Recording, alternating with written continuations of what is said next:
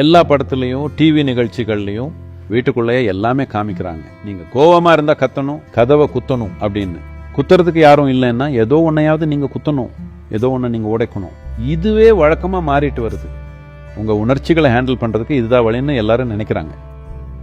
இப்படிப்பட்ட எக்ஸாம்பிள்ஸ் தான் காட்டப்படுது. இப்படிதான் உணர்ச்சிகளை ஹேண்டில் பண்ணணும்னு மக்கள் நினைக்கிறாங்க. இல்ல, உங்க உணர்ச்சிகள் கண்ட்ரோல் மீறி போகுதுன்னா வாயை மூடி கண்ணையும் மூடி நீங்க அப்படியே சும்மா ஒரு இடத்துல உட்காருங்க. ஆமா, அப்படிதான் உணர்ச்சிகளை ஹேண்டில் பண்ணணும். உங்க உணர்ச்சிகள் கண்ட்ரோல் மீறி போகுதுன்னா வாயை மூடி கண்ணையும் மூடி நீங்க அப்படியே ஒரு இடத்துல உட்காருங்க. உலகத்து கூட பிரச்சனை பண்ணாதீங்க. இந்த அளவுக்காவது உங்களுக்கு பொறுப்பு இருக்கணும். உங்களுக்குள்ள பிரச்சனைன்னா உலகத்தோட பிரச்சனை பண்ணக்கூடாது. ஒரு எளிமையான விஷயம் இது.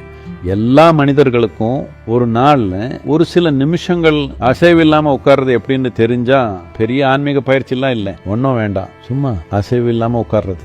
இது நடந்துச்சுன்னா பல வகையில இந்த உலகம் மாறிடும்.